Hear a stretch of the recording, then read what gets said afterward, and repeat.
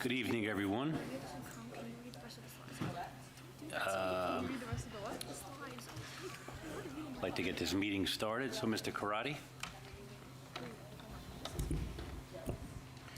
Mr. Accomando? Present. Ms. Borelli? Present. Ms. Ianello? Present. Mr. Laurentino? Ms. Mahoney? Here. Mr. Shear? Here. Ms. Torbic? Present. Ms. Traverso? Here. Ms. Zottarelli? Please stand for the flag salute. I pledge allegiance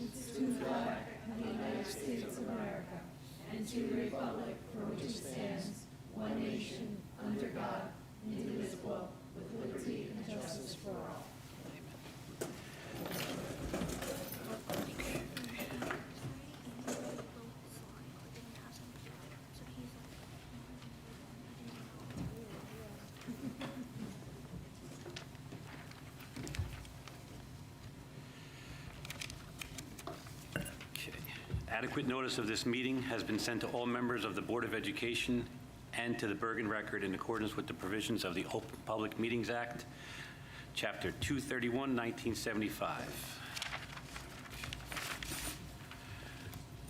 Okay, I'd like to turn it over to student reps. Okay, to Ms. Violetti.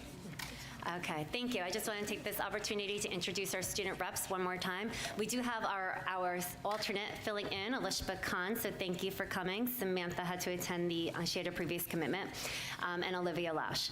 So at this time, you two may share your student updates.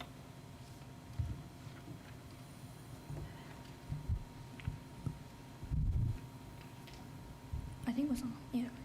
For the athletic department would like to recognize the all-league recipients for their respective sports.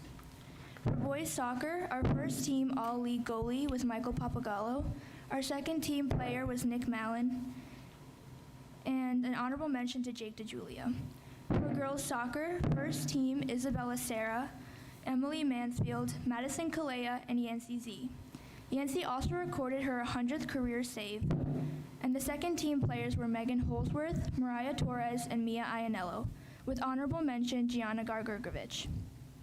For volleyball, which advanced to the third round of the North 1 Group First State Tournament this year, had Abigail DePerry on the first team, who recorded her 500th career dig, and Madeline Faber, a second team player who recorded her 100th career block this season. Gianna Vidiello is our honorable mention selection. For the girls cross country, our girls qualified for the group championship this year. Leading the way with Skylar McGuire selected as the first team runner, with Brianna Reyes and Helene Kiar being named the second team, along with honorable mention selections Olivia Proskopko, Deborah Wang, and Gianna Hartung. For the boys cross country first team, Nick Suero, honorable mention Devin Thomas. For girls tennis, congratulates Coach Valerie Militello on being named Co-Coach of the Year in the Liberty Division. Our second team player is Stephanie McNamara. Second team doubles Amira Suda and Elishba Khan. Honorable mention Emma Lee. For the middle school, our kickball tournament is on November 15th. The winners of the tournament will play the staff. All are welcome to be spectators if they are not playing. Miss Coffee is offering coffee with coffee every month. This month, it will be on November 16th at 11 a.m. We are participating in the district-wide SEL Day on November 23rd. For high school, on October 21st, the high school participated in the Saddlebrook Education Foundation's walkathon during their gym periods. Also on the 21st, the high school held its first normal homecoming dance since 2019. Ninth graders in the Junior National Honor Society participated in the town's trunk or treat on October 29th. During the month of October, the high school participated in several dress downs to raise awareness for the Week of Respect, School Violence Awareness Week, and Red Ribbon Week. The senior breakfast was on October 29th. Thank you to the senior advisors and parents on planning a special event. On Halloween, the high school participated in the first SEL or Wellness Day of the year. Students were allowed to dress up and got to enjoy various fun activities in their classes.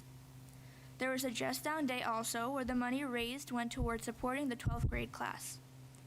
Congratulations to the 13 singers who successfully auditioned for the 2023 High School Bergen County Chorus: Madeline Garcia, Emily Huang, Ava Picanich, Stephanie McNamara, Jasmine Ramos, Isabel Pimentel, Victoria Billick, Jayla Pierre, Natalia Shaheen, Alex Tanaka, AJ Stanchfield, Nicholas Raimundo, and Alan Pinzon, who was the #1 bass in the whole country.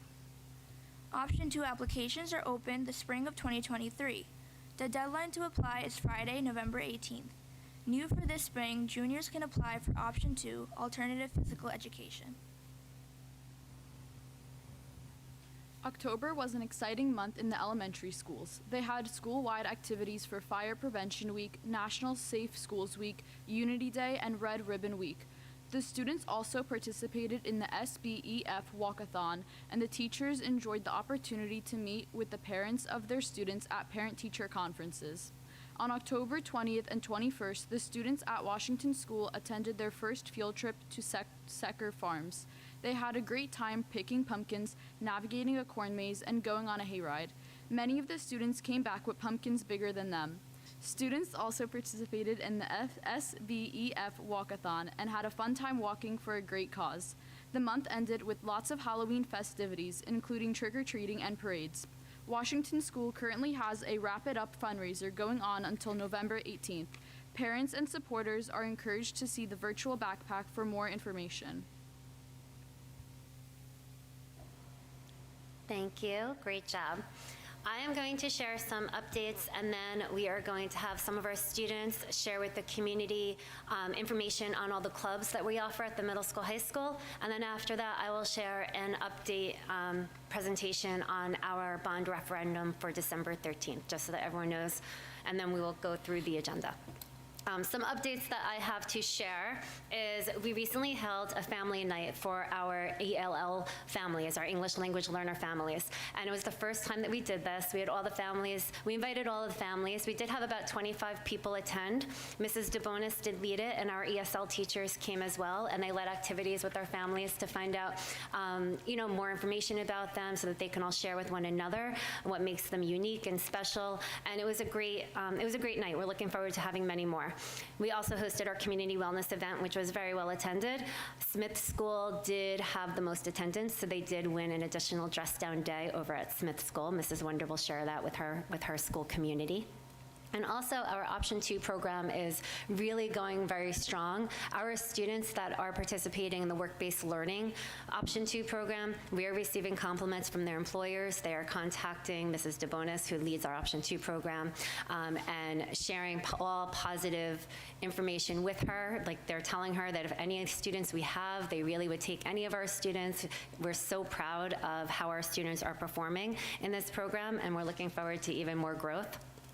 We are starting, we're kicking in the school year now. So with October out of the way, where PDPs and SGOs and all state mandated items are due, we're now really getting into the swing of things, and our school data team meetings are kicking in, and we're starting to really go back to discussing instruction and looking at our student academic performance and really having deep discussions with our staff. Our principals are holding monthly meetings. Our director of curriculum and instruction and our director of student personnel services hold meetings, our director of special services, and really talking about instruction and student performance. So we're really looking forward to kicking up that momentum and really focusing in on our student performance. I also wanted to thank the foundation because they did host their walkathon, and thank you to all of our schools for participating. Thank you to our advisors who planned our homecoming. I heard it was a huge success. I was unable to attend, but I did hear that it was very well attended. I think it was one of our largest ones.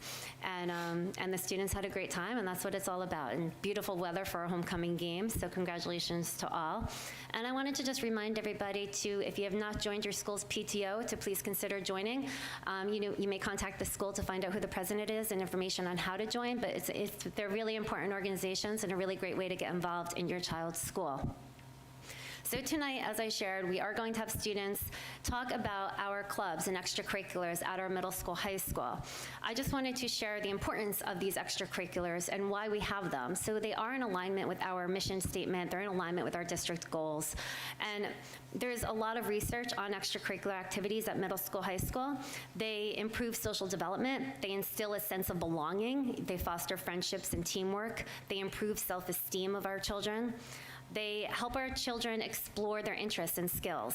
They work on communication, collaboration, all those important skills that we want to see in our students.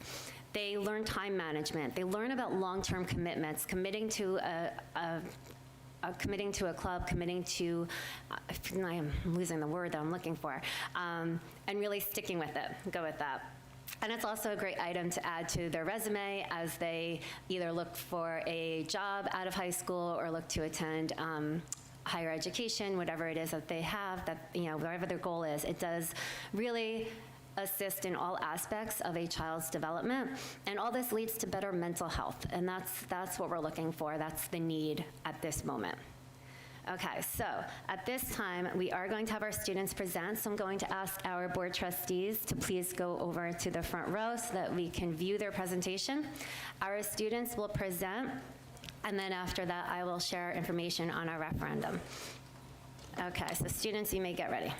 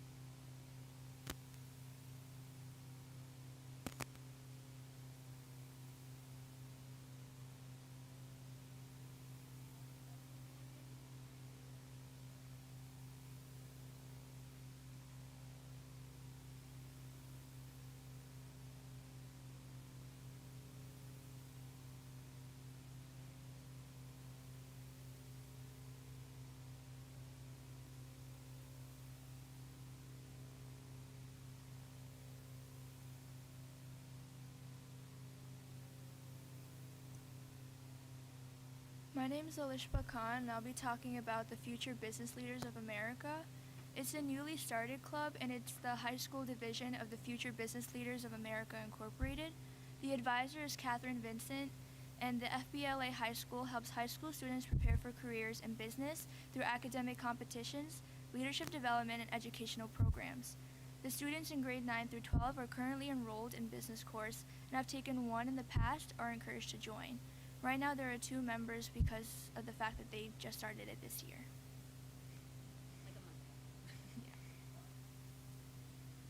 Another club is the Ski and Snowboard Club. Its advisor is Darren White. There's 5 trips to Mountain Creek Resort during January and February. Buses leave the high school at 3:30 and return at 10 p.m. There's free lessons from Mountain Creek Ski Club on the trip dates, and it's a discounted lift and rental vouchers, and it's also open to all grades 7 through 12 students.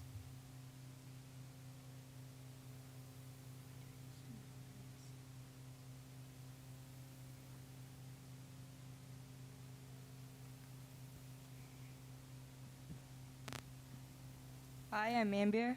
And I'm Clara Shaheen. We're representing the National Junior Honor Society. We were inducted in 8th grade because of our leadership, GPA, and citizenship.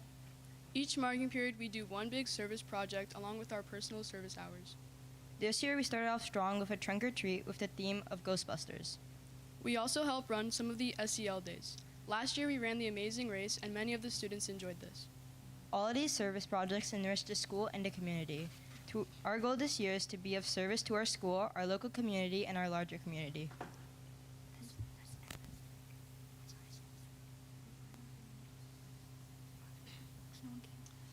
Hello, My name is Andrew Evanovsky. I'm the president of the Saddlebrook National Honor Society. So the criteria for acceptance here for our National Honor Society is that you need to have good character, and you need to be rated by all of the high school faculty. You need to have a minimum 3.75 GPA, which is weighted. Demonstrate leadership. You need to demonstrate community service, which in order to get in, you need to have 100 hours minimum. For 11th graders who applied and were not accepted, you may reapply in the fall of their senior year. As far as what we are expected to do, we need to uphold the 4 pillars of the NHS. So you need to uphold character, scholarship, leadership, and service. You need to attend monthly meetings. You need to actively participate in the combined National Honor Society and Science National Honor Society tutoring program. You need to participate in all service projects and participate in the fundraisers that go towards our community and towards our school. And that's all. And as for more information, you can see the NHS site. Yeah.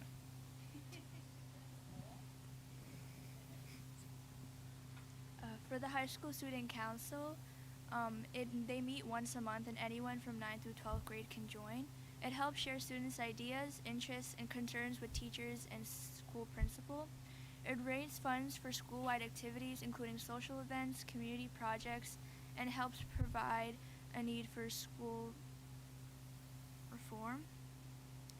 Members promote and create a positive school learning environment throughout the year.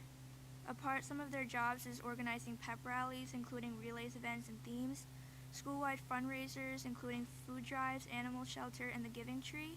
They organize and create Homecoming Weekend, which involves dance and football game presentations. They discuss service learning opportunities, volunteering opportunities within the community, while also contributing to the overall positive school climate, which includes creating and decorating school for Spirit Week. And their advisors are Mrs. Napolitano and Mrs. Felderman.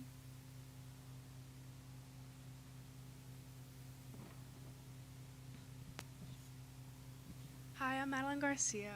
And I'm Emily Huang. So this is the high school concert choir and the middle school, high school choraleers. Currently, we only have one middle school member in the actually two middle school members in the choraleers. So the high school concert choir is a curricular ensemble, while the choraleers is an extracurricular ensemble. So we have to audition for it. It's selective. And it's also available for grades 9 to 12 for the concert choir. Middle school, high school choraleers is open to middle school and high school. And students will have additional audition opportunities available throughout the course of the year, such as county choir, region choir. Our choirs have competed in multiple festivals, such as the High Note Festivals and the Music in the Parks, in many different locations, and we've won many awards. Students who are already enrolled in the middle school or high school concert choir will have the opportunity to audition for choraleers, which Emily talked about. We meet every Wednesday after school from 3 to 4:30. We also, concert choir meets 2 to 3 times a week during school hours, and we have 2 concerts, one in the winter, one in the spring, and when we practice during school, we work on music to perform at the concerts. The choraleers also perform at those concerts as well. And like I said before, other audition opportunities include the county, the region, and the all-state honors choirs. And we also have our yearly district music day, and that occurs in the spring. And it's when the elementary school students come to perform with the high school and the middle school students to celebrate music. We also have choir bondings hosted by section leaders. So we have the soprano section leaders. So previously I hosted a soprano bonding at Dave & Buster's to get everyone closer together. So we have a closer bond, so it's better to sing together. And at the end of the school year, we have a Performing Arts Awards ceremony. We call it the Music Banquet, and dinner is held where students will be recognized and awarded their musical accomplishments throughout the year.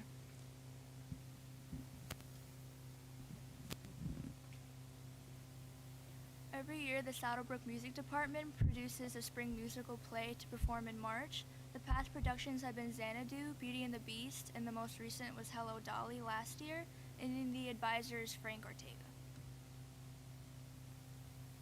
The Instrumental Music Club at Saddlebrook Middle School High School, there have been numerous opportunities for instrumentalists to participate in the music department at the middle school high school, such as the marching band, jazz band, and concert band, whose advisor is also Frank Ortega. For the game club, its advisor is Megan Johnson, and it meets once a month. It invites 7th to 12th graders to join. In this club, students choose to play board games or video games. Students also learn to work together in a competitive way. Students build relationships with their peers and work together to develop communication and interpersonal skills. There will be fundraising to earn funds to pay for a game truck for the end of the year party.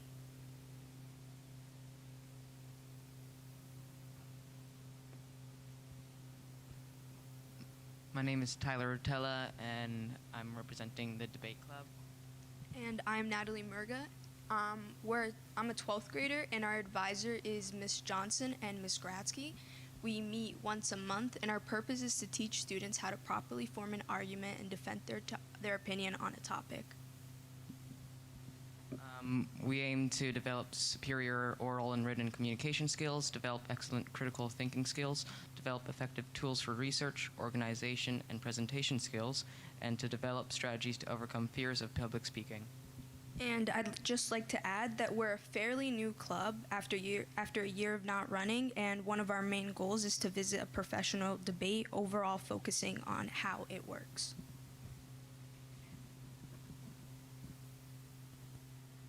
For the high school newspaper, also called the Falcon Flyer, me, Alishba Khan, and Olivia Lash are both editors. Our advisor is Mr. Shallcross, and we meet 2 to 3 times a month. It invites all the high school grades, so 9 through 12. In this, students work on their creative writing, photography, art, design, and layout skills and techniques.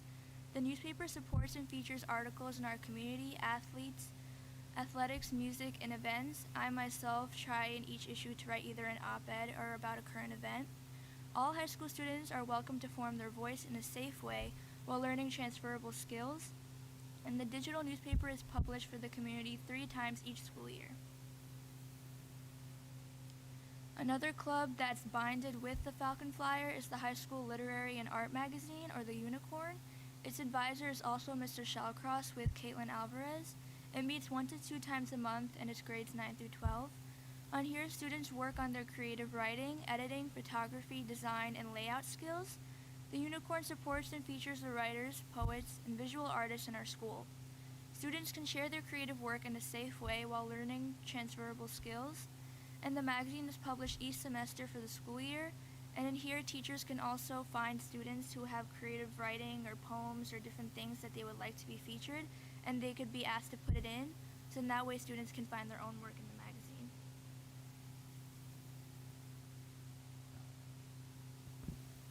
I am still Tyler Rotella, and this is the middle school newspaper. Our advisor is Megan Johnson. We meet 2 times a month for 7th to 8th grades. We meet 7th to 8th graders. Students aim to collaboratively work on reporting on middle school events / news. Students research trends with their school and town communities. Students attend sporting events, interview new staff, and write reviews on local restaurants. And all students work on their creative writing skills, journalism, photography, and communication skills throughout the year.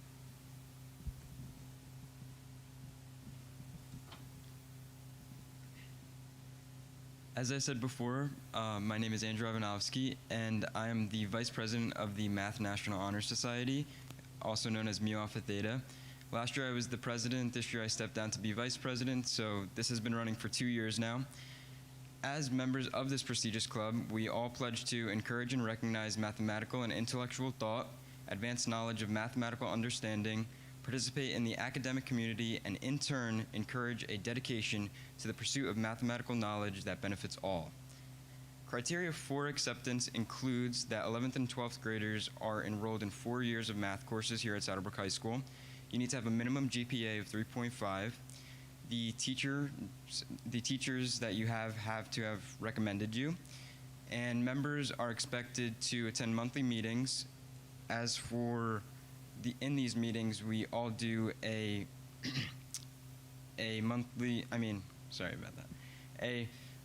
monthly competition between us that gets submitted out to a bigger organization which competes our Saddlebrook High School with other schools, and we are also expected to tutor our peers in math.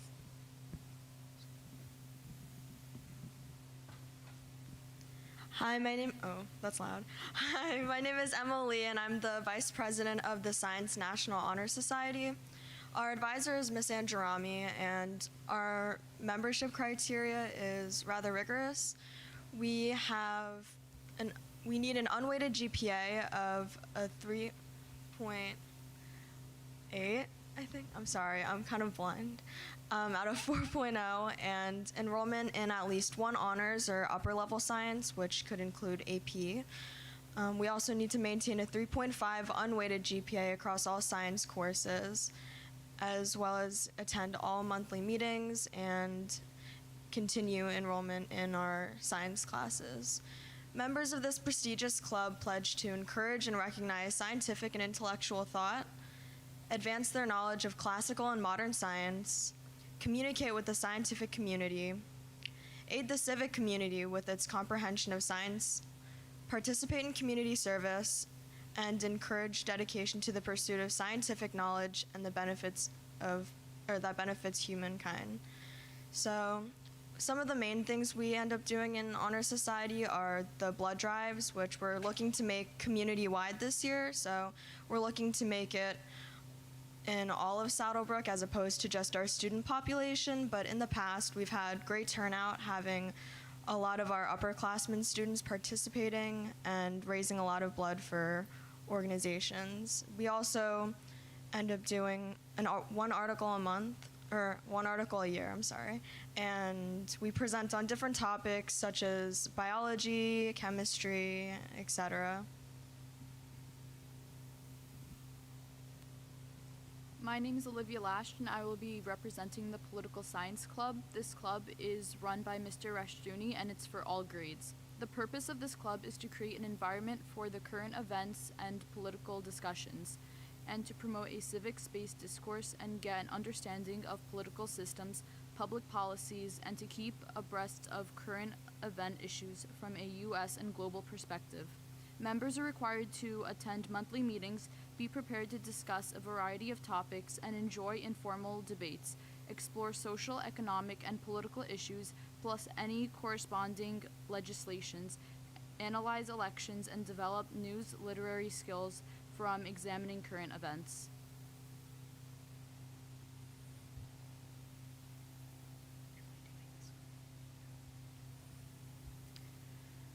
The photography club is run by Ms. Simino, and they meet twice a month. Students in the photography club will take pictures for the school newspaper and provide work for the literary magazine.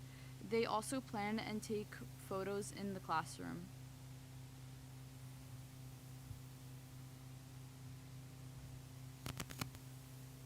For the Outdoors Club, our advisors are Mr. Hill and Ms. Sassone.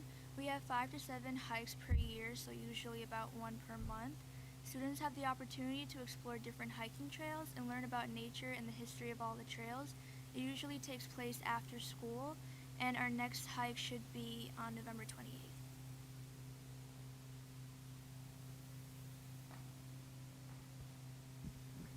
Hi, my name is Seema Swaha. And I'm Emily Richlock. And we're part of the Service Learning Club. This club's kind of to help connect our community and our school, to like bring awareness about many things and to just, help the community. Last year we went to all elementary schools to visit the 6th graders in order to answer questions and to get them prepared for middle school. And we really look forward to doing that this year, later on in the year. 2 of the qualities that we emphasize in this club are respect and kindness. So last year we organized an event for Kindness Week, which we plan on doing this year, in addition to being attentive towards random acts of kindness, which we hope to involve the younger grades in. And as for our refugee initiative, it's kind of representative of how we try to expand our influence outside of our little community here in Saddlebrook. This year, we also held a breast cancer awareness activity in which we sold pink lollipops and tried to fill a pink boo with the ribbons in order to spread awareness about breast cancer. And our upcoming fundraiser or event is our giving tree, which entails people taking things off our giving tree to donate, which will go towards the less fortunate in hopes of spreading some holiday cheer their way.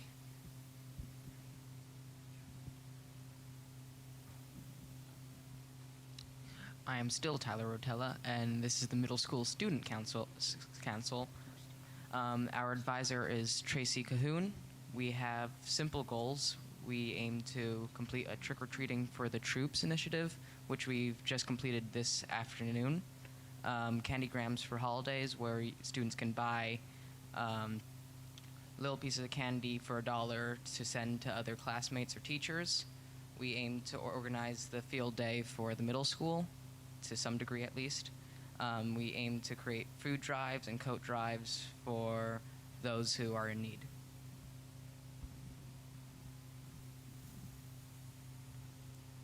The Environmental Club is run by Miss Green, and it's a group of students who are dedicated to making our school and community beautiful. We raise awareness about environmental issues and keep our school and courtyard clean. We clean the courtyard, plant trees and plants in our community, have a holiday lights in the courtyard, and we plan field trips.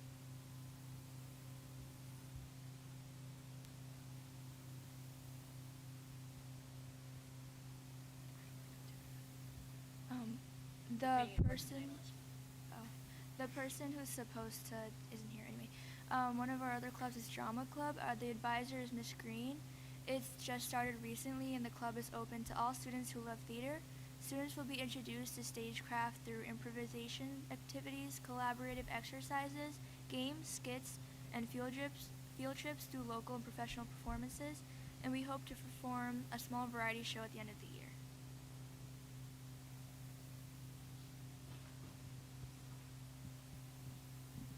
Hello, I'm Natalie Murga. I'm the president. I'm Miranda Bibber. My name is Andrew Evanovsky. I'm the vice president of the STEAM club here at Saddlebrook High School. So to start, STEAM stands for science, technology, engineering, art, and mathematics. We are a student-based group for both the middle school and the high school, and we are dedicated to providing the student body with multiple STEAM activities based throughout the year. So we use the core parts of STEAM, science, technology, engineering, art, and math, to provide opportunities for each student to try out and learn about different subjects throughout the year. And in turn, we also participate in conjunction with other teachers and clubs to learn more about these specific topics. Last year, I know that we held a school-wide science fair, and this year we're in the works of developing something bigger, possibly a STEMCon, bringing that back. So that's to conclude.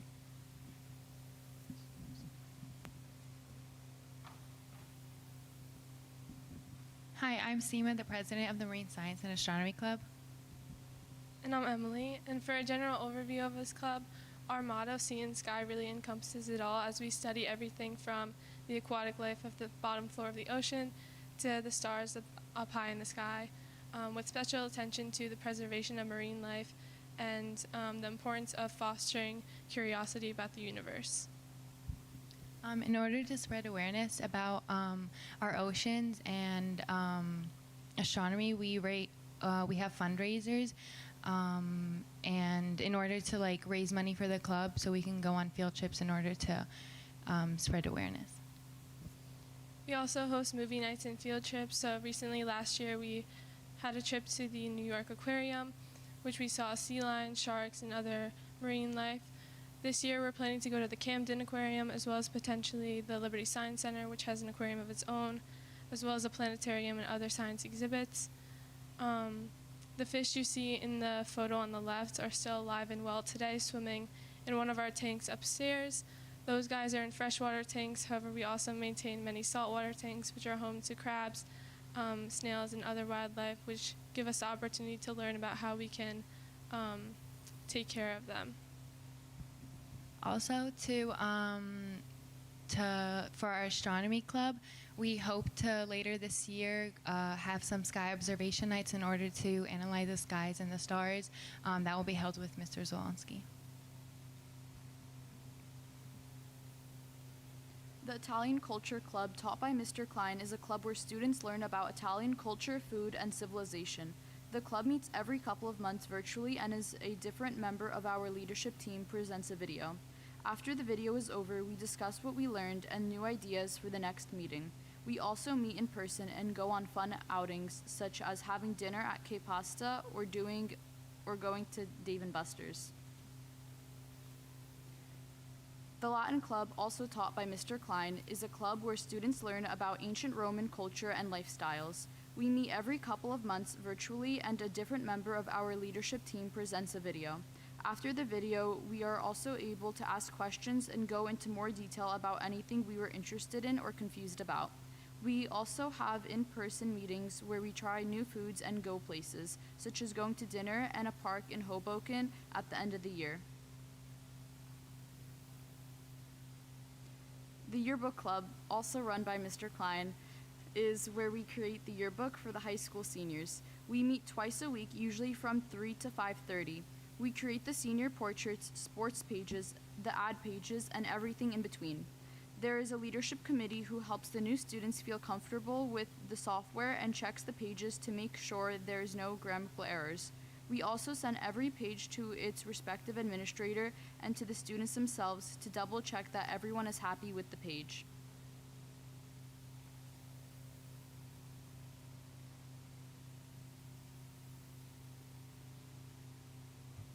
I'm just going to cut in while you guys decide who's going to share. Two of these clubs, the Falcons for Change and the STEAM Club, those are the two clubs that are on the agenda tonight, and that is where I probably should have put those two clubs on the agenda in December. So my apologies. If any of the board members are not comfortable voting tonight and wish for me to move it to the December agenda so we can have further discussion, that's completely fine. You can let me know as we go through the agenda tonight. Okay, Falcons for Change. Hi, my name is Emma Lee, and I'm founder and president of Falcons for Change. And my name is Alishba Khan, and I'm the vice president of Falcons for Change. Falcons for Change was an initiative I started last year after talking to many of my fellow peers who wanted to voice some of their opinions within the school but didn't have a place to do it. And I created this club to make sure that we're able to do so. It centers around student activism and social justice initiatives and helps promote diversity and inclusion within our student community. So here are a couple photos from our work last year. Our biggest project was creating a diversity fair where we had students and faculty bring in different foods from all different backgrounds and cultures and allowed students to try it while also learning about the background and the process of making it. Kids brought in things like samosas, dumplings, kebab, pączki, which is like Polish donuts, and it was really nice to have all of the other students learn while also getting to enjoy food, of course. The idea started off small when we had a board and we had all the teachers and students come up before trying the food, and then they would simply just write down where they're from or what ethnicity they are. And as you can see from the picture on the top right, that was so many students, different ethnicities, and that was just for periods 1 to 3 alone. So it kept growing and growing to the point where we almost had no more room, which shows how many ethnicities are just in our school alone. And it helped because not only students were involved, but teachers that were simply passing the hallways would come, and they would just learn 1 or 2 facts just in like a matter of 10 minutes while also trying some good food. And this time it was a little bit hard, but that was because it was the first time we organized it. So we hope that when we do it this year, we'll have even more people involved and we'll have more participation. Our club also has other smaller fundraising initiatives and meaningful changes. As you can see in the top middle, we made bracelets for Ukraine to raise money for the countries for Ukraine. We made crystal bracelets and sold them for $2 each and donated all the processes. And the photo on the left is us in the process of making them. Our entire club got to work in the process and got closer, as well as helped learn about where the proceeds are going, as well as picking materials and working on leadership skills. Another initiative, which isn't photographed, is menstrual products in the bathroom, which we helped spearhead the idea for, which is still running today. And I've gotten a lot of positive feedback from our female students saying how helpful it is. And in general, our club meets about once a week, and in each meeting we go over an agenda where we discuss future ideas and different ways our students and club members can participate. We divide things into different subcommittees. So while brainstorming ideas, we created a diversity committee, a women's committee, etc., to spearhead different initiatives within our club. Oh, I just wanted to say one last thing, that I know this club still has to be properly kind of backed up. And I know people have questions, is it similar to student council or other clubs in our school? So I just wanted to say that it's more focusing on the individual and doesn't have to necessarily be anything big, like anything political or big ideas or marches or protests. It could just be simple things that students have an idea for, and we're simply just giving them a voice.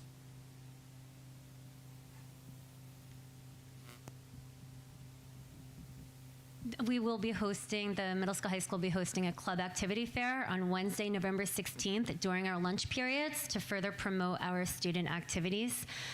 This is the end of their presentation. I want to thank Mr. Meisch, the high school principal, and all of our students that came out to share all these good things happening at our high school. So thank you very much. I think they deserve a round of applause. And Tyler, I'm going to steal your line. This is still Mrs. Violetti. I like it. Okay. Did you want to ask any questions? You want me to just go into the referendum presentation?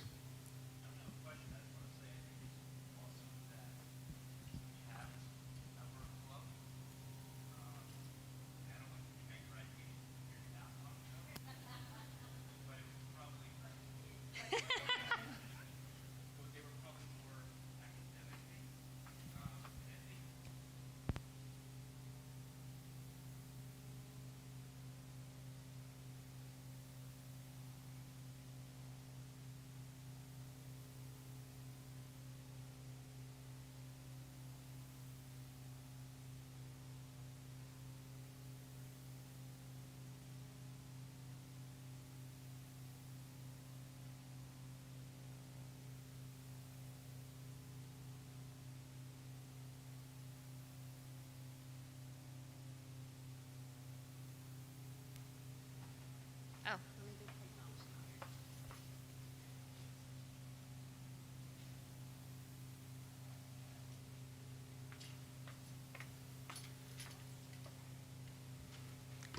Okay, so I'm just going to move it right along. Thank you, Mr. Meisch. I'm still Mrs. Violetti, so thank you for staying.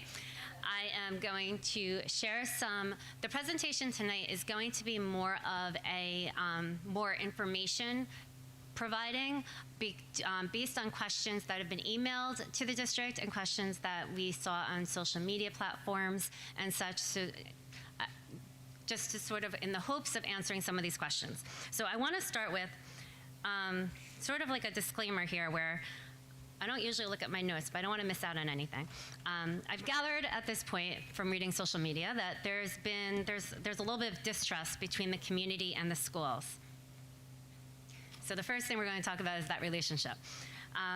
We're working on mending this relationship. We have an amazing board. They're cohesive. They're great to work with, and they're your allies. They're here for you, and we're a team. And clearly, I'm still learning as superintendent my second year how to work with the board and how to really promote the team. It seems that sometimes on social media or online, it tends to get a little divisive, and we understand that everyone has differing opinions, but we're hoping it doesn't get hostile. My job, my position is to provide the information. So I'm sharing all the information with you so that you have the information to base your decision on. This is, I believe based on my knowledge, based on my experience, based on my education, is that this bond referendum is the best for our students, and that's why we're putting it out there. It is up for you, after you get all the information, to decide if it's what's best for you, what's best for your town, and what's best for your own personal financial situation. The vote is on December 13th. That is going to be the voting date for our bond referendum, and we're really working on getting as much information out there as we could. So I wanted to start with just sharing a little bit about myself. It's always a little awkward, but I feel as if it's important to just share. Oh, that's not going to work. I'm going to make it work. Hold on.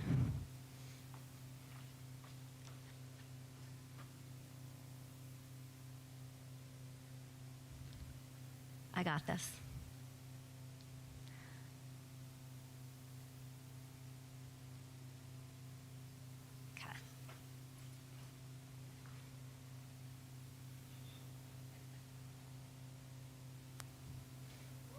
Okay. All right, so that's my family. So that's my son, Nick. That's his favorite picture from over the summer. That's my husband, Chris, and my daughter, Gabriella. Nick is a freshman at college. He just turned 19. Gabby is 16. My husband's older than me.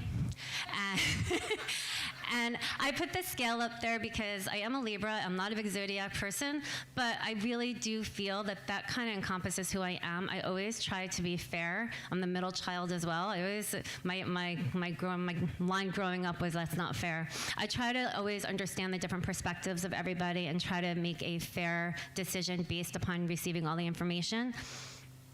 And this was something I shared at my interview for the superintendency and something I shared with my staff as well.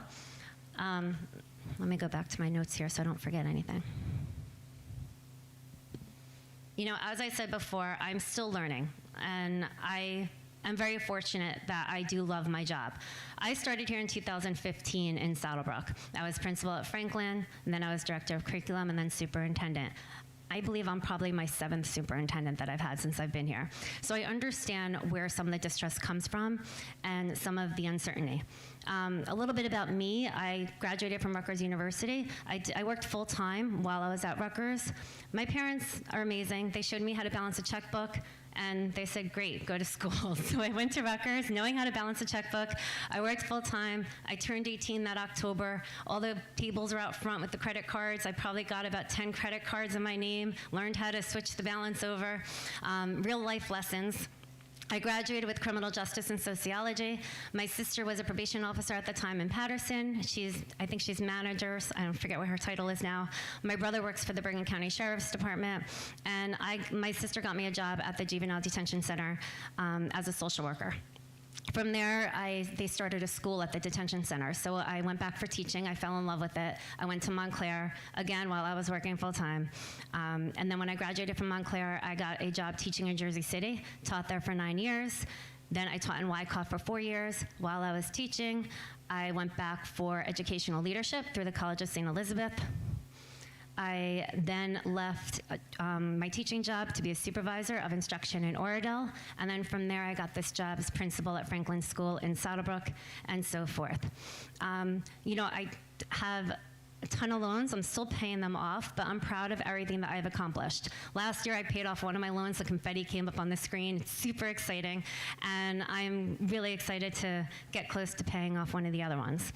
But, you know, I also, my experiences are who make me who I am. And, you know, I sometimes wonder that if I'm not doing the same for my own son. It's hard as a parent, and I'm understanding that now, that it's like you want to do everything for them, but they have to fail in order to figure life out. My point, I suppose, is that I truly believe in education. Our schools are a safe place for our students, and I want our students to want to come to school to learn. And that's one of the reasons why we're doing this. Oh, and this is the whole thing. So when I interviewed, it's all about trust. I mean, that's the bottom line. You can't really accomplish anything if the trust is not there. So the trust with the staff, the trust with the school, with the students, the trust with the parents, the trust with the community, and there's a research article to back it. And it's really, it just takes time. It's a process, and we're working on building that trust with the board. See, I need support. Thank you. All right, so my point is I cannot change the past. I'm going to give you all the information, and then we're going to move forward. Tonight's presentation is, as I said, going to try to answer some of the questions that I've seen, and we are going to have future presentations as well. You know, we are really going full force. We reached out to the Senior Center. We're waiting to hear back. Going to have a virtual session. Actually, I'll share all the information at the end. I think I have it at the end. I saw on social media that someone made a comment about you know, answering questions at a board meeting. So this is taken right from New Jersey school boards, and I just wanted to share it with the community, because the purpose of the public comment portion of a board meeting is to listen to all the concerns of the community. It's not to have a debate and go back and forth. When we have our information sessions, please, we can go back and forth. It's not in the format of a board meeting, but we do need to follow the procedures of a board meeting. So I copy and pasted it, and I linked it also. Okay, so let's talk about past referenda. So it went back in time. March 2001, we had a $23.5 million referendum proposal, and it failed. The team went back and revised it. They made a bunch of cuts, and they put out an $18.5 million referendum. In March, a year later, it passed. Then they went out. It takes 9 to 12 months for the architect to finish all the details and really work through all the specifics of a referendum. So it took some time. Then they go out and they get bids. Well, the cost increased, and they didn't have enough money. So then in January 2004, they proposed a $5.9 million referendum in order to cover all the costs, and that passed. So it ended up being $24.4 million more than the original referendum. And then in December 2014, there was a $4.6 million referendum that passed. Kathy Aioli in the board office, if you know her, she was able to find some of these old bulletins, so I was able to just share them, and that just explains it a little bit more.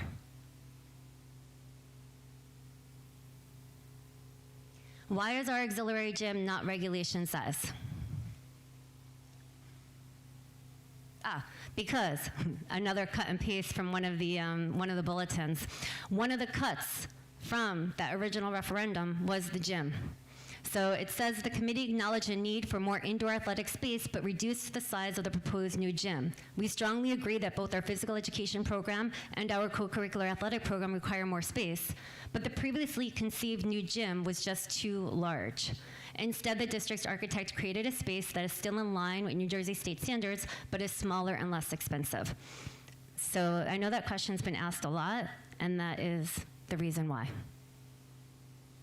And this was back in that revised referendum that was put out to vote in March 2002.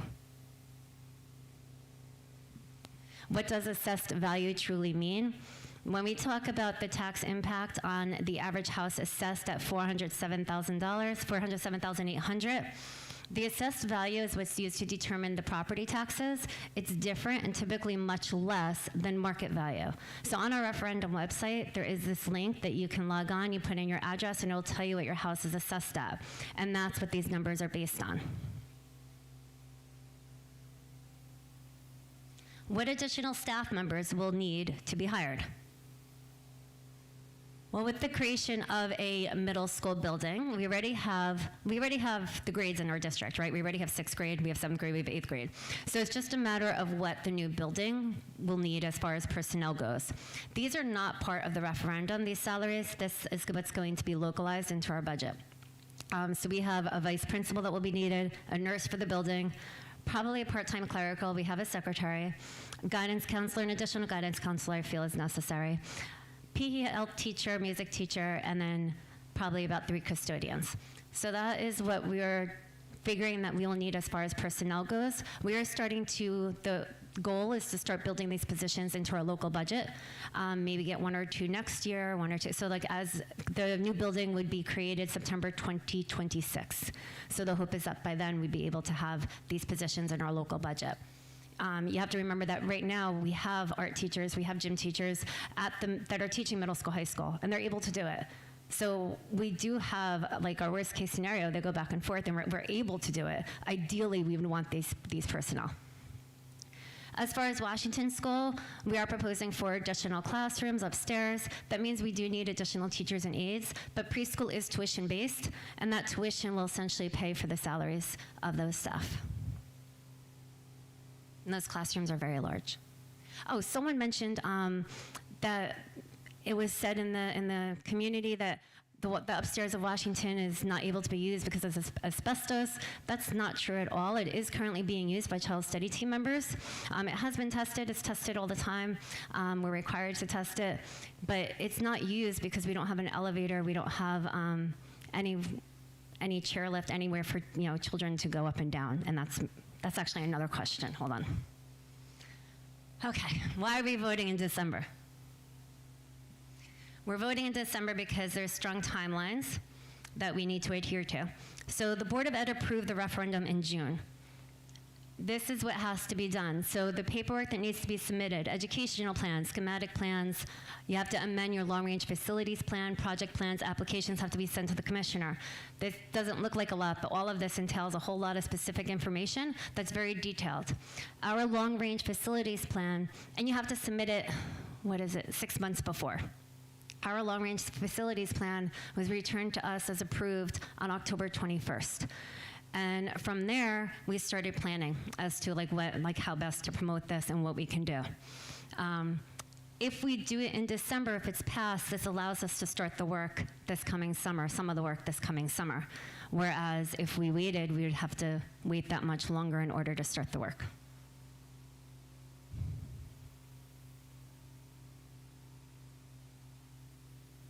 What's the plan for Coolidge School? Coolidge School is the current building, township building department. It's where it's located. Here's the history. So I looked through one of our books that was in Mr. Karate's office. The background info, built in 1917 with an opening enrollment of 54 students. It was known as School Number 2 until the year 1926. It had 2 classrooms, beginner through grade 3, and then another one for grades 4 and 5. The last classes at Coolidge School were held in the year 1972, 1973. And then after that, the board leased that building to the township, where the township has been. So now the township is going into their new building, and we get that building back. So what's our plan for that building? Our plan is to create a professional learning lab. A professional learning lab means you host professional development sessions, and other districts will send their teachers to us. So right now, we send teachers sometimes to Paramus for professional development sessions. We pay Paramus. We send teachers to Northern Valley. We pay Northern Valley. So having a professional learning lab will enable us to actually host sessions in our district and have other districts pay to have their staff attend our sessions. And then some offices will be there as well. I'm thinking the tech offices will be there because right now they're in the back corner of a garage, but that's the tentative plan. And all this was taken from Saddlebrook, A Portrait of Our Past. Jack Weisden. Why are we installing elevators at Coolidge and Washington? The Americans with Disabilities Act requires us to make educational opportunities, extracurricular activities, and facilities open and accessible to all students. And this is aside from making modifications and accommodations in their educational plan, which is what we as educators do with our students. This also means having grab bars in the bathrooms, wheelchair accessibility, sinks and dryers that are in reach, accessible water fountains, and installing elevators. Those are just some examples listed from the ADA. Coolidge currently does have a handicapped ramp with a chairlift that goes around. An elevator, like if we're going to do renovations, it makes sense to install an elevator. That way we can go up and down all 3 floors. And Washington School has no elevator. And one of the reasons is if you have a student with crutches, you have a staff member, anyone with a wheelchair, but anyone that has a reason why they're not able to, then you have to. So right now the child study team is upstairs at Washington School. Not as many as used to be, but there's still a couple. If they break their leg, they're not able to go up the stairs, we have to find a different location for them. That happened actually when I was principal over at Franklin School. So you do have to make sure your buildings are ADA. What additional operational costs will occur for the district? These are brainstorming together some costs that we came up with. Staffing is the big one that I already discussed. Gas and electric, custodial supplies, field maintenance, although I believe the field maintenance is actually together with getting a turf field. I believe it's part of the package, but I'm not 100% positive, so we put it up there. The building insurance will most likely increase a little bit. We'll need to purchase books for the media center that we're going to have there, and maybe an additional copy machine or two. So that's the list that we came up with as far as additional costs that the building will incur for us. I'm sorry. It's included. It's part of the referendum. The furniture is part of the referendum question. How will this help with bringing, did I skip anything? No. How will this help with bringing back trades and other programs? This is something that came up a lot during our strategic planning, something that's come up in a lot of conversations. So right now, we just don't have the space. So in our middle school, high school, teachers are sharing classrooms, they're running back and forth. We just don't have the space to have any programs. We started an aviation program this year. That aviation program, the big flight simulator, the 10 drones that we purchased, they're in the back of a biology classroom. So we're not able to even think about having trades at our high school at this moment. So no promises are being made at all, but these are programs that we may consider if we have the space to bring here. So we may want to build or create an aviation lab, a culinary arts program, applied technology, a music lab, clothing and fashion design. So these are programs that we could have. There's a possibility of having them because we will have the space if the 7th and 8th graders go to a middle school building. So things to think about. We'll also have more classrooms for electives. So as the funding grows, meaning throughout the years, as we build our budget, the possibilities really do become endless. And even for our middle school, they'll have more opportunities for electives over there. But definitely here at our high school. So I quickly looked at Paramis's website, I looked at Fairlawn's website, just to see some of the programs that they offer, and that's where I got some of these ideas from. And I also know, just from being director of curriculum, that these are programs that many of our students are interested in. Okay, this is a big one. Our student population is about the same, so why is additional space needed? All right, so what many people may not realize is that our special education programs must follow New Jersey Administrative Code, 6A, Chapter 14. This is what we must adhere to. And our special ed classes are capped. So you can't just fill up special education classrooms. There's certain rules. For autism classes, any of our ABA or MD classes, the maximum is 6 students with a classroom aide. Our preschool disabilities, you can have 1 to 8 students with a classroom aide, 9 to 12 students with 2 classroom aides required. So you can have up to 12 students with a teacher and 2 aides. Our LLD classes, which are learning and language disabilities, you can have up to 12 students with the classroom aide.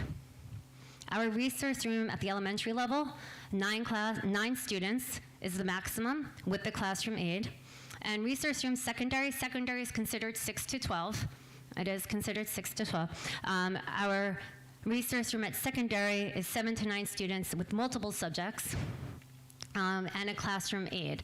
But then also on top of that, the age span cannot exceed 3 years in elementary and 4 years in secondary. So you can't put a 1st grader with a 5th grader in the same classroom. And then we have a lot of in-class support programs here in district. Those are in-class support or special ed students in general education classrooms, but there's a special ed teacher that comes in to provide in-class support. In-class support at the elementary is capped at 8 students in a classroom, and in-class support secondary, grades 6 to 12, is capped at 10 students in a classroom. That's probably our highest population that we have in district.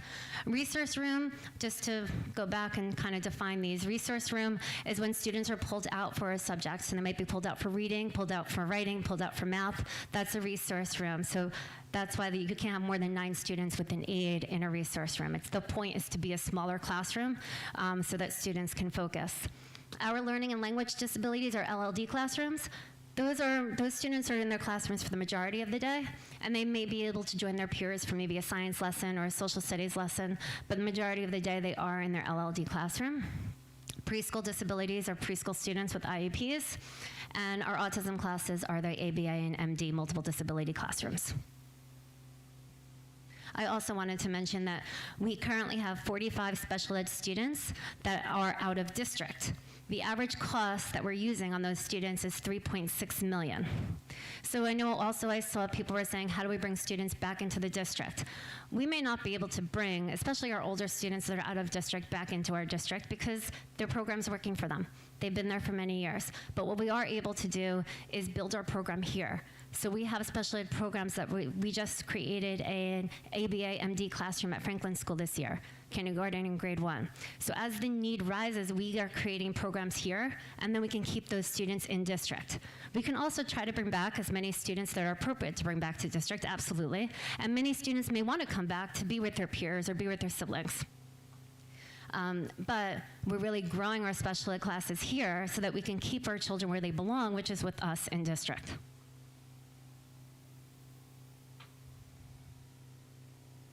All right, on top of that, there's other state mandates. So that was special education. We also have English language learner mandates. These follow New Jersey Administrative Code 6A, Chapter 15. You have to provide English language learners with at least one period of instruction every day by a certified ESL teacher, English as a second language teacher. Our ESL population has grown. We are up to 63 ESL students. This year, we had 46 last year. We need space for them to have these classrooms. And again, you can't put a first grade ESL student with a sixth grade ESL student. So they need to develop their schedules, and they travel across the buildings, and they need locations to do so. We also have mandated basic skills instruction. We have math and reading specialists in each of our buildings. They need space as well. And again, the purpose of these classes is the small size. A small group is typically 4 to 6 students. So you do need the space for these classes. Then we have our related services. We have occupational therapy, speech therapy, physical therapy. These are part of an IEP. We also have reading intervention, like a dyslexia interventionist, who I can tell you I was at Franklin School, and she's doing her lessons in a hallway right outside the elevator. We have many of our OT and PT and speech are together in one room. And it's really difficult to have speech lessons and speech therapy while OT and PT is going on in the same classroom. Each of our buildings does have full-time school counselors. We're really fortunate to have that in Saddlebrook, and they're definitely needed, but they also need a location to do their small group sessions. And then child study team members, per New Jersey Administrative Code. You have to have social workers, school psychologists, and LDTCs, which are learning disabilities teacher consultants, in your buildings. And again, they need space. And they have to host IEP meetings, they have to conduct counseling, evaluations with students, and they need a space to do so.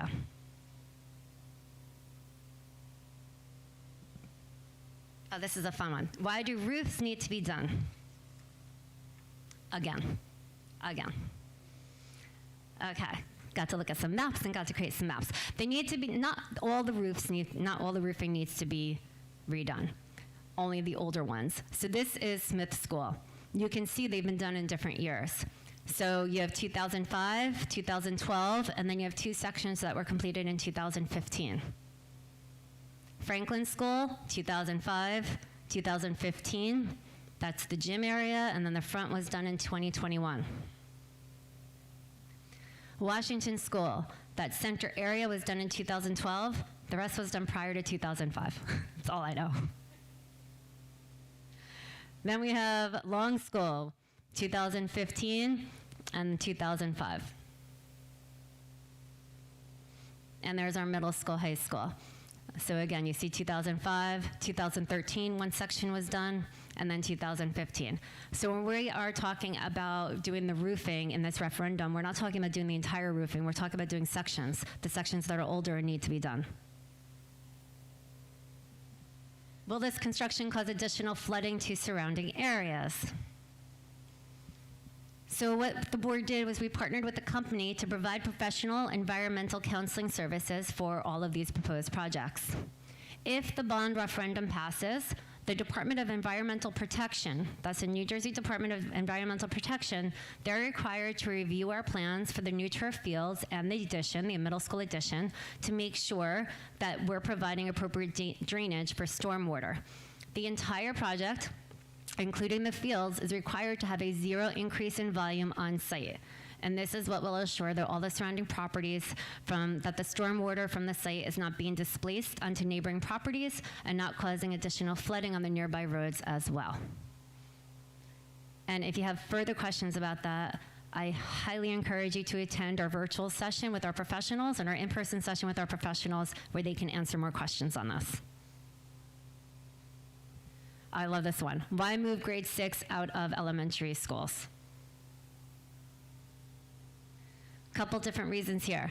First off, our New Jersey student learning standards are grouped by grade level bands. The New Jersey student learning standards are what guides our curriculum. It's what guides all our lessons. So they're grouped by K to 2, 3 to 5, and 6 to 8. That means all the curricular programs, your math program, your science program, they're sold K to 5, 6 to 8. So our 6th graders have different programs than our K to 5, and then 7 and 8. It's not very cohesive. Currently, students in grades 7 and 8 are in the same building as high school students. Students in grade 6 are developmental ready. I have a couple notes on this, let me say. Their behaviors are very different. So 6th grade students, they're sexting. They're using not good language. They are having behaviors in an elementary building that really are very different than the needs of K to 5 students. The procedures are different. 6th graders are in the elementary buildings. They're having to walk in a straight line to and from class. They're participating in a Halloween parade, marching around, and oftentimes they really don't want to. They participate in reading rallies that are really geared for the younger students. Their special schedule, like they have music once a week, they have art once a week. Middle school, they go every day. They're rotating between classes. They're not required to walk in a straight line and be silent. See if I'm missing anything. The middle school offers extracurricular activities. You just saw some of the clubs at the high school. The middle school has newspaper, React, student council, and intramurals. They also have some of the ones that are combined with the high school right now: service learning, environmental club, the game club, and STEAM club.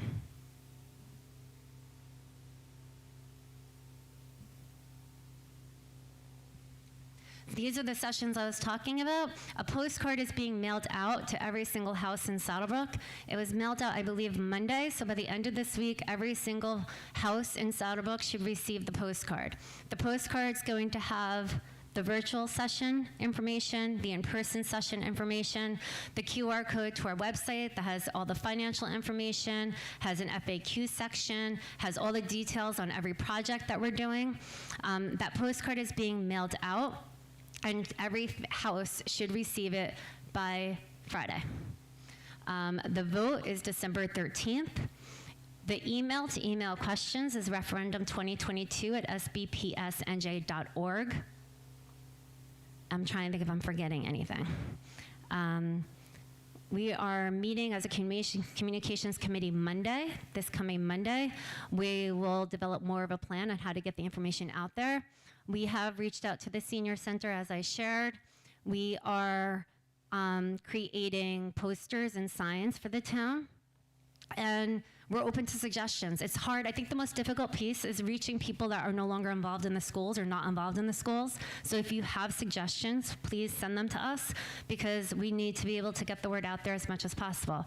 And right now, a lot of it is based on our website and sending out our website. We also have a video coming out. We did create a video as well.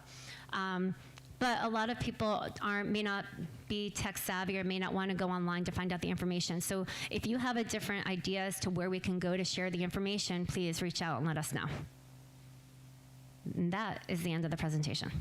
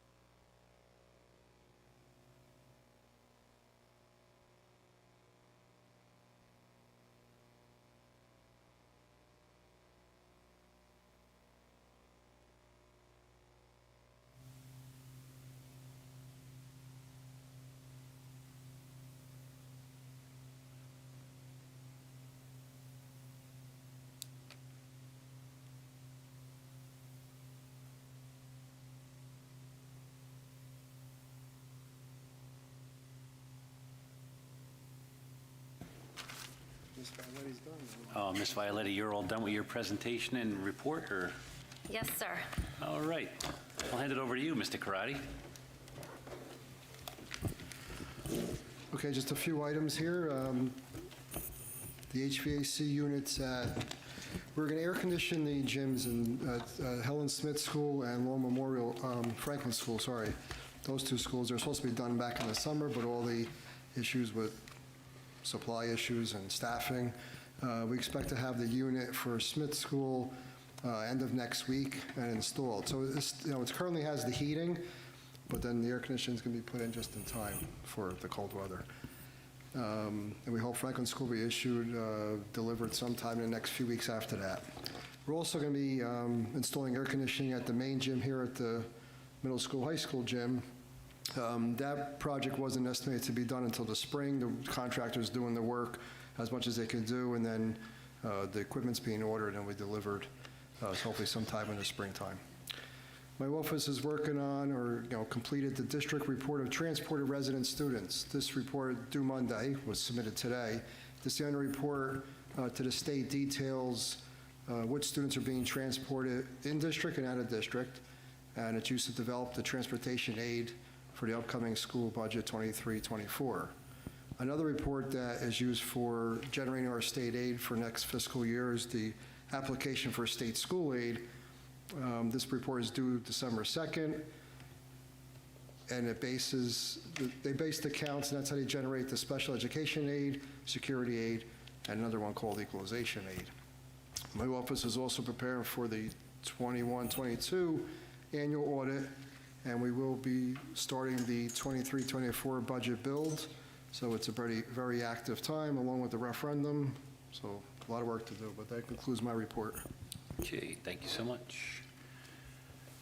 Okay, I guess we can open the meeting for public comment, I guess. Okay, anyone from the public wish to ask a question? Oh, good. Yeah, there's one, Mike. Where? Okay, agenda items only right now. All right. Yeah. There's another open part at the end. All right, oh, good, thanks. Yeah, sorry. I'm going to have to read it sooner or later, yeah. Okay, we'll go to board action items. Mr. Karati, I guess, right? On B2223.13 to B2223.15. I can make a motion to approve those? Second. Motion. Second. Discussion, anything? No, okay. Mr. Karati. We'll start with Ms. Mahoney. Yes. Mr. Scherer? Yes. Ms. Torvik? Yes. Ms. Traverso? Yes. Ms. Otterelli? Yes. Ms. Borelli? Yes. Ms. Ianello? Yes. Mr. Accomando? Yes. Okay, we'll go to Ms. Torvik, please. At the recommendation of the superintendent, I make a motion to approve the following items. E2223.14 to E2223.20. Second. Discussion. Okay, Mr. Karati. Ms. Mahoney? Yes. Mr. Scherer? Yes. Ms. Torvik? Yes. Ms. Traverso? Yes. Ms. Otterelli? Yes. Ms. Borelli? Yes. Ms. Ianello? Yes to all, but I'm going to abstain in E2223.14. Trip ID numbers 849 through 853. Okay, Mr. Accomando? Yes. Okay, we're going to go to Mr. Scheer, please. At the recommendation of the superintendent to approve the following item, F2223.33 through F2223.42.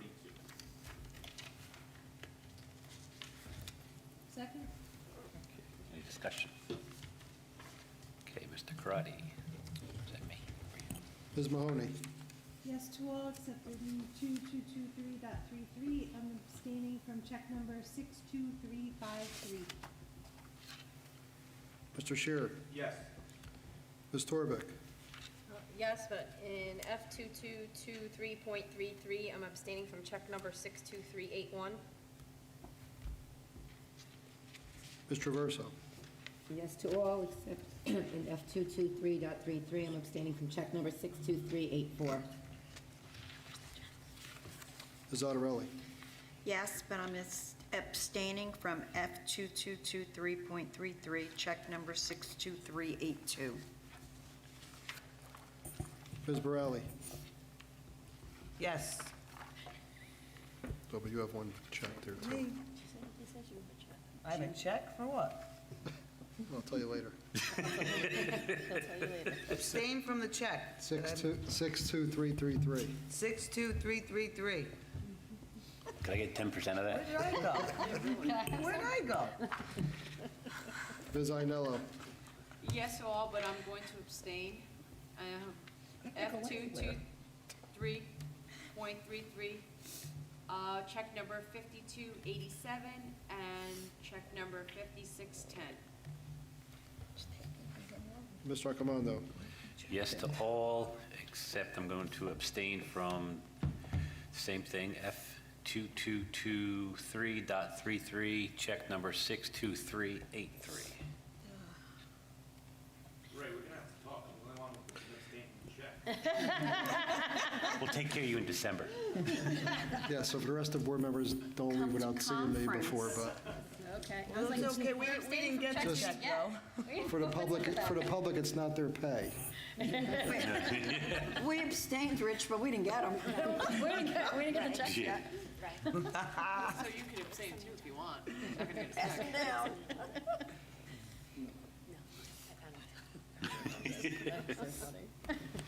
Ray has them. Okay, we'll move on. Anybody here part of policy besides Vinnie? Me? Okay, would you like to read that? Sure, I would be happy to. Thank you. You're welcome. I know. Okay, at the recommendation of the superintendent, I make a motion to approve the following items. P 2223.5, policy number 5512, and P 8601. They're on for a second reading. Second. Okay, discussion. Okay, Mr. Karati. Ms. Mahoney? Yes. Mr. Shearer? Yes. Ms. Torbeck? Yes. Ms. Traverso? Yes. Ms. Ottaveli? Yes. Ms. Borelli? Yes. Ms. Ainello? Yes. Mr. Accomando? Yes. Okay, and then we'll go, there's nothing for negotiations. Nothing So for we'll go to negotiations. Mr. Verso. I apologize for half a voice. At the recommendation of the superintendent, I make a motion to approve the following items. P 2223.25 through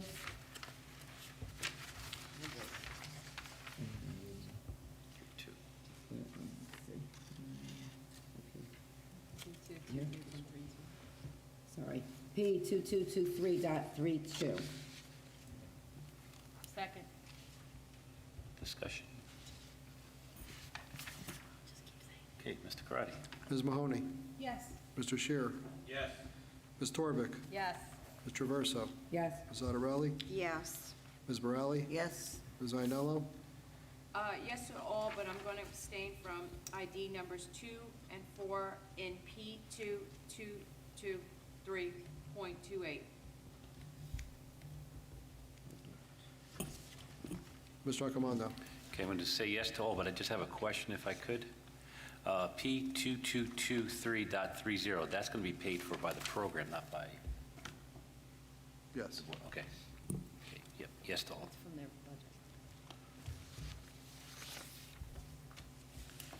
budget. Okay, committee reports. We'll go to, I don't think we have any, right? Policy didn't meet, so there's no committee Yeah. report there. Oh, buildings, budget did, right? Yeah, I could just highlight some. I already highlighted some of the items we spoke about the projects, building the budget. We're going to be getting some vending machines in the high school here. We hope they're going to be installed hopefully next week. And we spoke about the referendum already, so yeah, we covered everything already in the agenda. Okay, any liaison? I have one. Okay. We'll start down that end. How's that? Okay, so this is for the middle school, high school PTO. They donated water for the walkathon. They also had a table at the wellness event, and they stamped passports and gave out inspiring bracelets. Their week print marketing fundraiser is still going on. You must use the PTO link in order for the PTO to receive the credit for it. The link is on the PTO page, and right now they're running a special, so if you buy 2 hoodies, you get 1 free. That's cool. And then the next meeting will be on January 9th.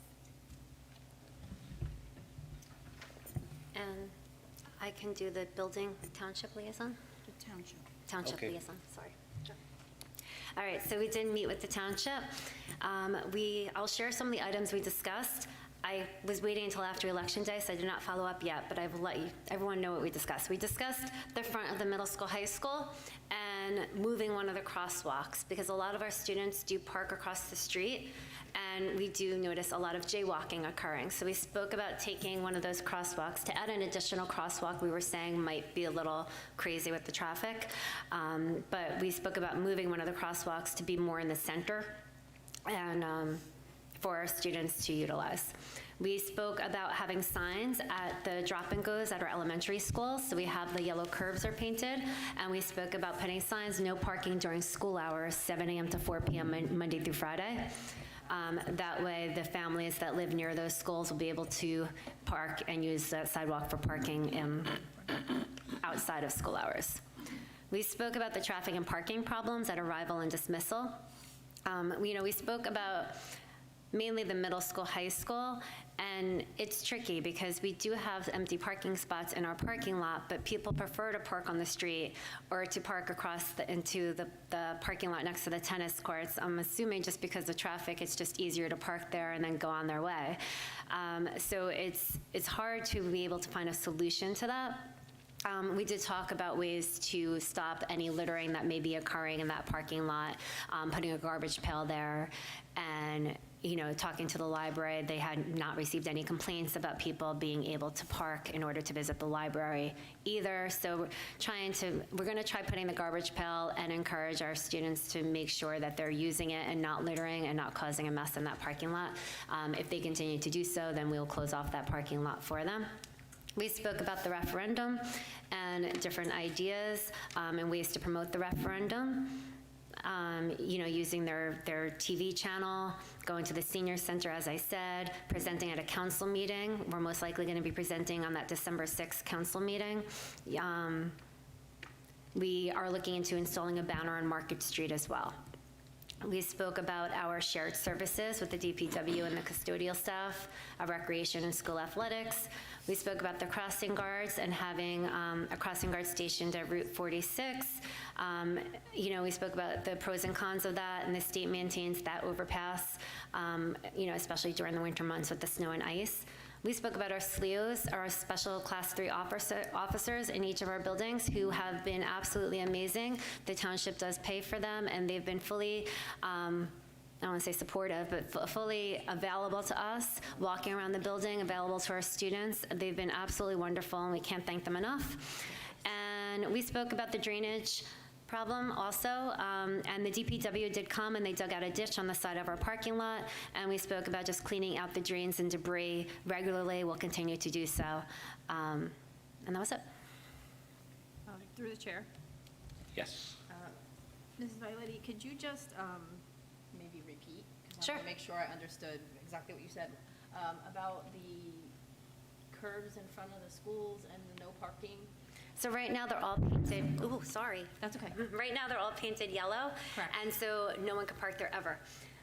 So by installing the signs that no parking during school hours, that will permit people to park there outside of school hours. So if families are entertaining or have company, people are able to park there. So we're not increasing the yellow No. curve? Okay, thank you. You're welcome. I actually have a liaison report too. Should I just go into that? Sure. Sure. Wait, your turn. Okay, so it's for the Education Foundation. So on November 23rd, the foundation will be hosting a fun event teaming up with Fast Twitch after school in the high school gym. Details to follow in the virtual backpack, so look out for that. Okay. I have one from CPAG, Special Education Parent Advisory Group. I got an email from Miss Monica Maniscalco and Melissa Allenday. They have a Zoom meeting on December 6th at 7 p.m. They'll be sending out emails for that. And that's it for me. Ms. Sattarelli? Franklin School PTO, their book fair was the week of 10/11, and they had the highest sales in the last 6 years. They held their pumpkin patch on 10/28. ShopRite, Target, and Acme donated toward the pumpkins. Their first dollar dress down was today for the 6th graders. They're getting ready to plan their holiday shop and cocoa and crafts night in December. Their next meeting is Tuesday, 11/15. Okay, thank you. Ms. Traverso? Yes. Long School had their first in-person meeting on October 11th. That was the first since the pandemic. They were very happy to be back. They said they had an amazing turnout. They had a great success at their Scholastic Book Fair as well as our other schools. Their Trunk or Treat event, which I attended, was amazing. They had, I think we had 45-something cars. I mean, I'm guessing at the number, but the parking lot was packed. The kids had a wonderful time, and the trunks were just amazing. The car trunks were amazing. Their cookie dough and cheesecake fundraisers were a big success. They had a Halloween party that the PTO provided pizza for, and the class parents then provided additional treats, desserts with those pizzas.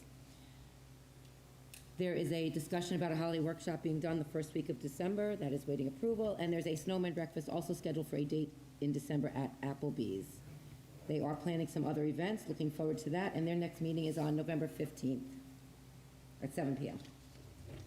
Okay, thank you. Vicki, you did yours ready or no? Yeah. Marty, you did yours ready? Okay, I must have fell asleep at the wheel. All right, I got one for Helen I. Smith, I guess. So let's see. You sure you didn't do it? I didn't do Washington. Oh, you didn't do Washington? They're so focused on the playground, so Oh, okay. there's really nothing new. It's there. If you would like to donate to the playground at Washington, they would be more than happy to take your donations. Perfect, thank you. That's going to be ongoing for a while. so. Okay, thank you. And I'll go over here to, oh boy. Okay, it says, October was a busy month for us. It was reading month at Smith School. They had their most successful book fair ever. They partnered with the public library to help kids get library cards and held their annual readathon. The readathon was very successful. The Smith kids that participated read over 34,000 minutes and raised over $6,000.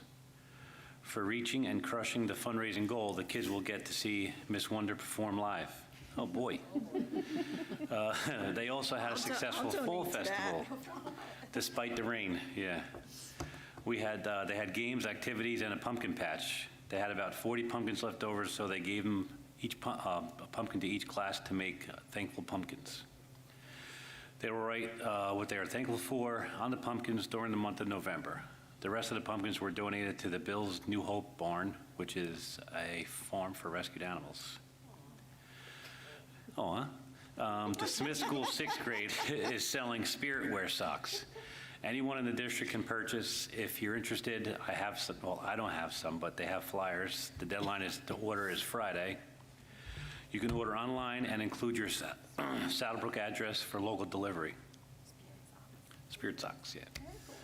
Looking ahead, they will be starting their Original Works fundraising, and their next restaurant night will be at Bubba next Wednesday, November 16th.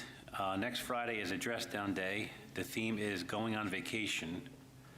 And their November PTO meeting has been rescheduled to avoid conflict with the referendum meeting next Thursday. The new date is Monday, November 21st, and it will be on Zoom. Boy, I can't see. Okay. Good job. All right, thank you, gang. Any correspondence? I gotta see far and close. Okay, any, where am I? New business, old business. New business, if I could go first real quick. You can go first. We got an old business. Old business, okay, sorry.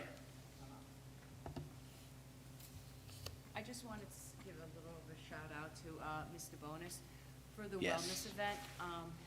If anyone had gone to it, it was very well run, and it was very positive, and I was just very proud to see all of the work that she put in, her and her team. Don't know who was part of that team, but they did a great job, so I just wanted to give them a Yes, they shout out did, for that. absolutely. Anybody else on old? Okay, on new, if I could, I just want to give my deepest condolences to the Byrne Fernandez family. I couldn't imagine what they're going through, so if you see them, give them a hug, do something for them. That was part of one of the new, but I forgot the other one. So if anybody else has something new, they could go. Under new business, Vicki, I think you were with me. We went to the New Jersey School Board's conference, and I was with you. one of the vendor booths that we went to was something we used to do in Saddlebrook, which sparked my interest again, and it was the Teen Arts program.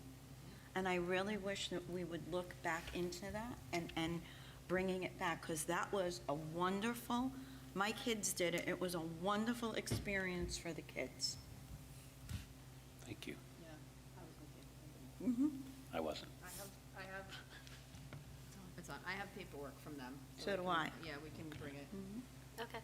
I will say that on that note, I know Mrs. DeBonis secured, oh my gosh, Better Than Broadway to come to each of the elementary schools, and they do a week-long camp. I believe Smith School might be first. The information's going out. I approved a flyer today for students in grades 2 to 6 to participate in. So it is a week-long camp, and it will happen at each of our elementary schools, just on the same note as that. Okay, thank you. I know it. I wanted to thank the kids that presented tonight. Is Tyler Ratella still here? Is he still Tyler? He's still Tyler? Nah. Okay. But no, thank you guys so much. No, it's not easy getting up there, so thank you. Anybody else? Okay. Absolutely. It's, I guess, on the new business. I just want to thank the community for re-electing me last night. They did? They did. Yes, they did. Wow. It's really a true honor, and thank you so much for your support, and I hope to continue being your voice and looking after our children. So thank you again. Just wanted to say that. Thank you. And I want congratulations to to our thank the other winners. community for Thank you. re-electing both of them last night. I do have to say that I received an email from Mr. Laurentino. He's not going to be able to be here tonight, but I'm going to let him read that in the December meeting, because it's his words, not mine, so I want him to be able to do that. And I, too, want to thank everybody. It's humbling to know that you got that much support, so thank you so much.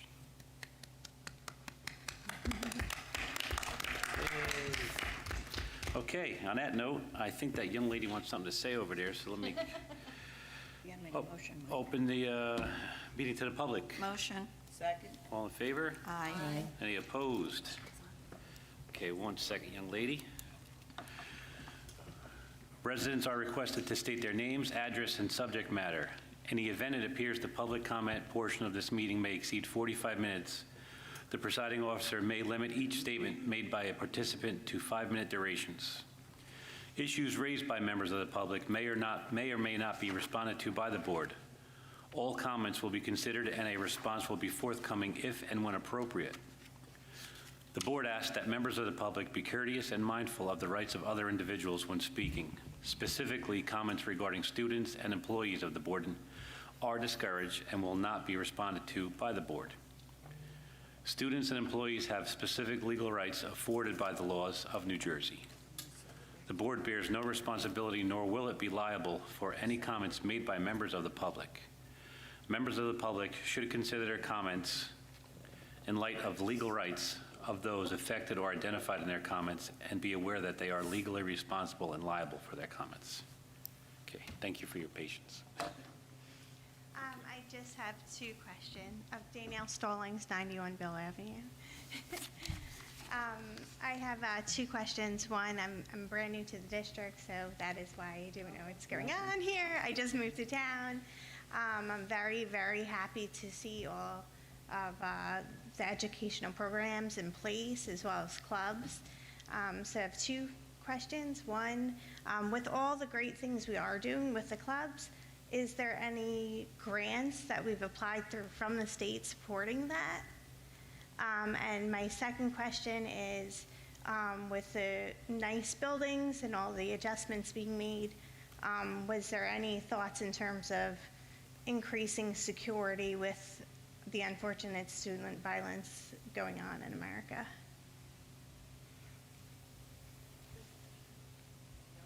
Thank you. Once everyone is done speaking, Thank you so then we'll much, Ms. address. Stolen. Thank you. Come on, Thomas. Close the meeting to the public, answer your questions. Good evening.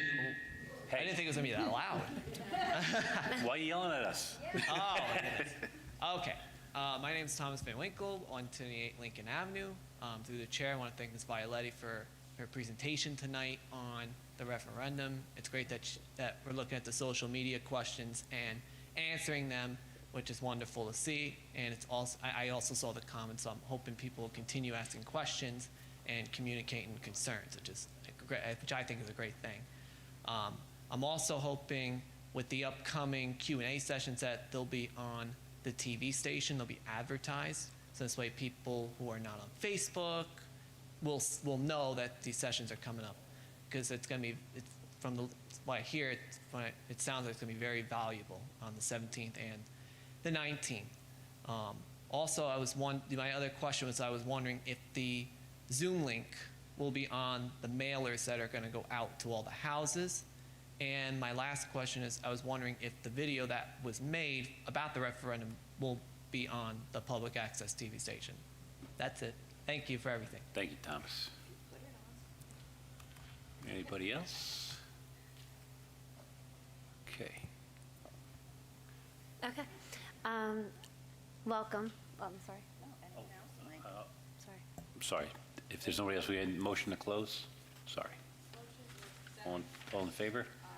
Opposed? Okay. All right, thank you. Welcome, Mrs. Stalling, to Saddlebrook. As far as your first question, are there any grants that we applied to the state to support the clubs? As far as I am aware of, not at this time. I will talk to my leadership team, but none that I've been made aware of. And was there any thoughts in increasing security? So as part of our referendum, our bond referendum question, we did include additional security measures. So I don't know what schools your child or children are in, but here at the middle school, high school, we have that vestibule area. Part of the referendum is to create a security office off the side, have one of those bulletproof windows with the box. That way we're not letting in outside people. At Law Memorial School, we are going to extend the vestibule area and also do the same, create the window in the box. Franklin School is the one school that does have that already, that was completed.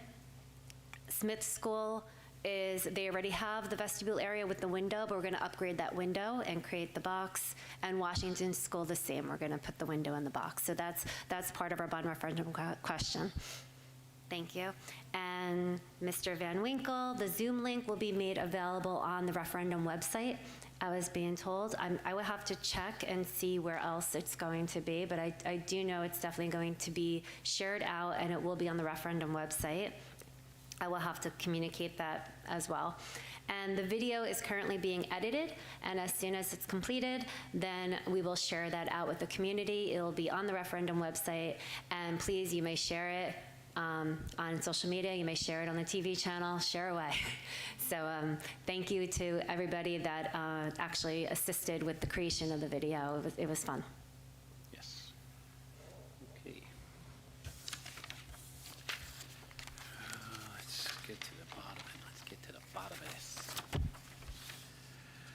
All right. I think that's it. Okay. I'd like to thank everybody for coming. The next meeting will be December 12th. That's the caucus meeting. And the regular meeting will be the 14th. Happy Thanksgiving, everybody. Could I get a motion to close the meeting? Motion. Second. All in favor? Aye. Opposed?